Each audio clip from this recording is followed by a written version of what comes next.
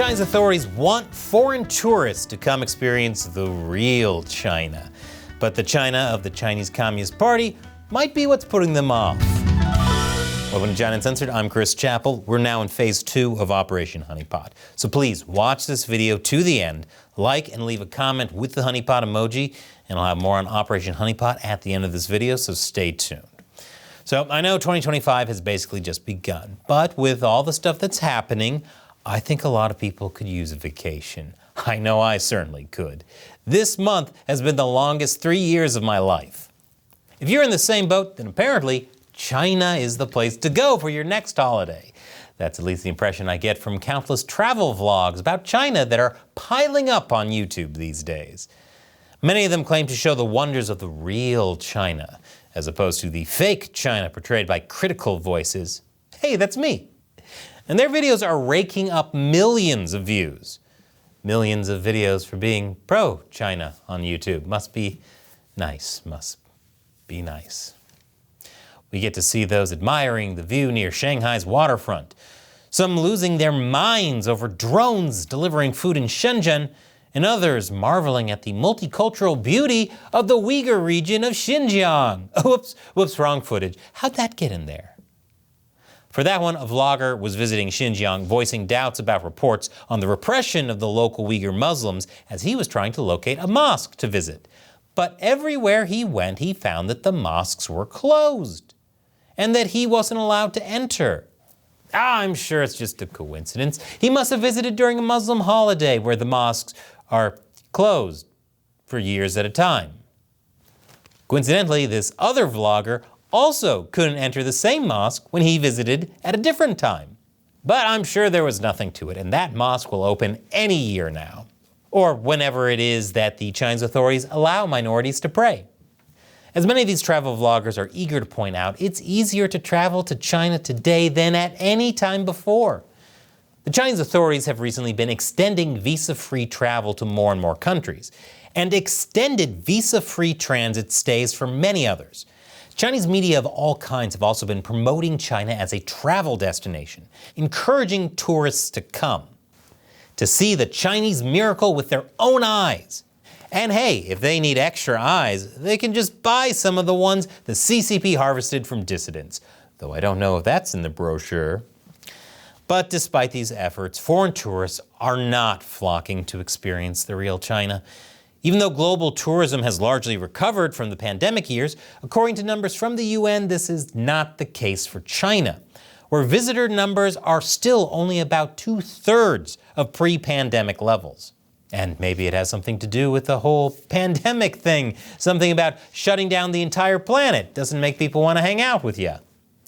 The foreign tourists that do come to China are often coming from countries that are firm Chinese allies, like Russia and Malaysia, while there have been a sharp decrease in visitors coming from Western countries such as Australia, France, and Germany, the very places that recent Chinese tourism efforts have been targeting. Because the CCP is all about crushing the West and its values, but can't understand why they wouldn't want to visit for spring break. The low interest has contributed to several Western airlines leaving China altogether. Now, this is obviously unwelcome news for the Chinese authorities that have been pouring time and resources into trying to attract more international visitors from the West. Western countries with their filthy capitalism are among the world's wealthiest countries. So their tourists potentially have a good amount of money to spend when they travel, and the Chinese economy is in sore need of a good amount of money. Wow, I can't believe communism has led to economic trouble. When has that ever happened 30 or 40 times before? You see, it never really fully recovered from the COVID pandemic. Industries that used to be booming, like the construction business, the financial sector, and the tech field, are all seeing darker days. Darker than the vision of one of those dissidents whose eyeballs were harvested. In the face of this, the Chinese authorities are betting big on tourism, providing growth and employment for the future. At the same time, the Chinese government relies on tourism as an important tool to realize its geopolitical goals. For example, tourism has been used to try and transform Tibet from a place known for intense Chinese repression of the local culture into a place where local cultural sites are more about a fun photo op in exotic costumes. which somehow seems more disrespectful to the culture than just destroying it. And while the Chinese authorities have been busy tearing down Tibetan religious sites, the local landscape is now covered in tourist landmarks, celebrating the Chinese military's annexation disguised as liberation of Tibet in 1950. Any foreign tourist wanting to visit the real Tibet needs a special permit and must be accompanied by local guides the whole time. Guides that are monitored to ensure that they are patriotic and advance the correct narrative. A similar story is playing out in Xinjiang, where the Chinese authorities regularly organize guided tours for foreign diplomats, influencers, and journalists, allowing them to see happy locals playing instruments, happy locals dancing, and happy locals studying.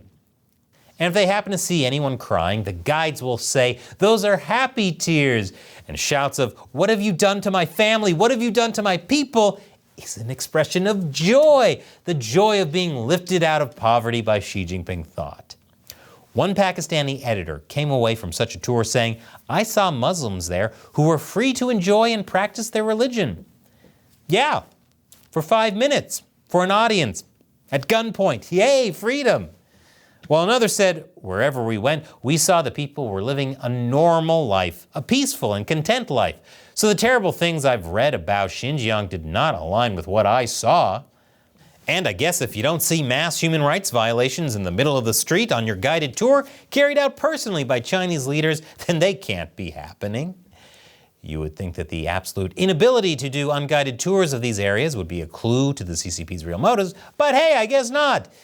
This is all part of the Chinese government's grand propaganda mission of telling China's story well, which is basically about strengthening the Chinese leadership's soft power by promoting enough positive stories about China that they drown out the critical ones. Hey, that's me. And I don't feel like being drowned out. Thank you very much. Please like and subscribe.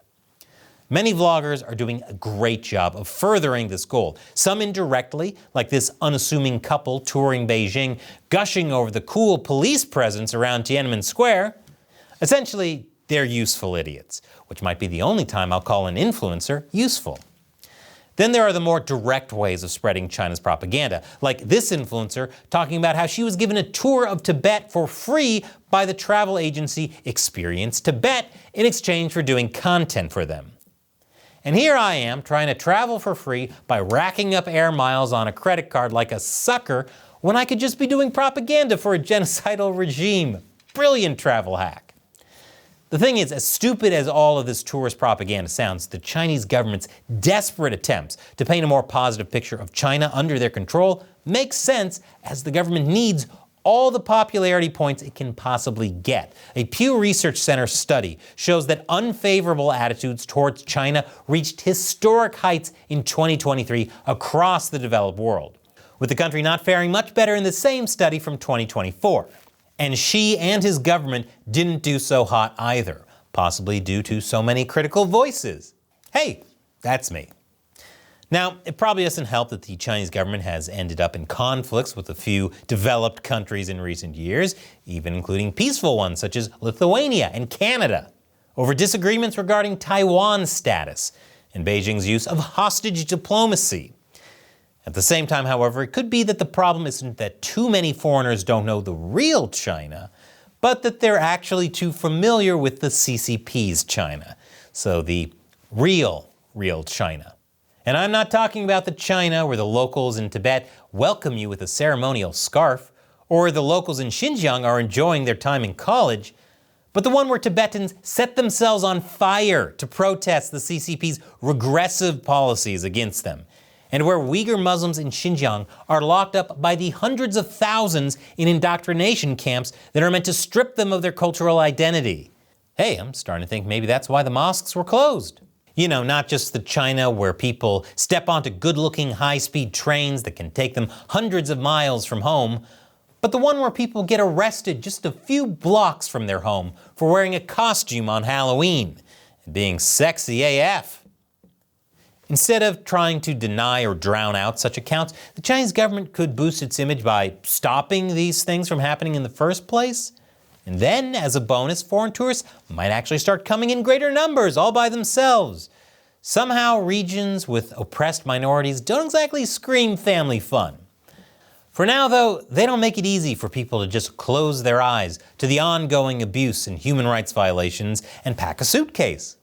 I mean, as a resident of New York City myself, for example, how am I supposed to visit a place where Spider-Man is arrested for just doing push-ups? You mess with Spider-Man, you mess with New York, you mess with all of us. Speaking of vacationing in China, I took my own trip to the glittering skyline of Shanghai and the vast cotton fields of Xinjiang last week. Check out that video if you haven't seen it.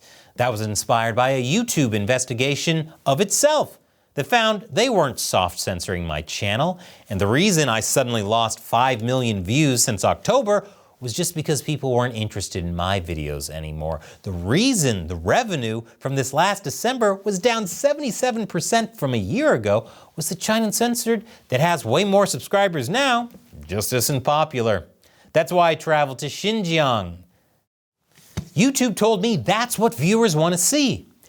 In that video, I also launched phase 2 of Operation Honeypot, where I asked you to help me fight YouTube censorship by watching my videos to the end, clicking on any of my videos that show up in your recommended videos, and liking and leaving a honeypot comment. Thanks to all of you who are participating in Operation Honeypot, more people are seeing my videos again, like Valentinius Aurelius and JC. Are you seeing China Uncensored videos too, or are they not showing up for you? Let me know in the comments below. Or should I say, China Censored videos, which is the suggestion Steamrunner found when he tried to use the search bar to find my videos. You're not the only one, Steamrunner. It takes a tenacious person to keep watching China Uncensored with all the barriers that YouTube throws in our way, which is why I admire you, Plambetto, for watching China Uncensored for over a decade. Thanks, Plambetto. And thank you, Turnson Suleiman, for watching too. You've really got it rough. Yes, you're a Uyghur, so the CCP is colonizing your homeland, but you also live in Canada. In wartime, thank you for making the effort to watch my videos until the end. I agree that I'm worth the effort. You, my faithful China Uncensored 50-cent army, are worth the effort too. So you keep honeypotting, and I'll keep making videos. And if you can, with December's year-to-year YouTube revenue down 77%, we're in some dire financial straits. So click here to subscribe to my new premium website. Thank you, my 50-cent army. You're the reason the show can continue. Once again, I'm Chris Chappell. Deploy the honeypots!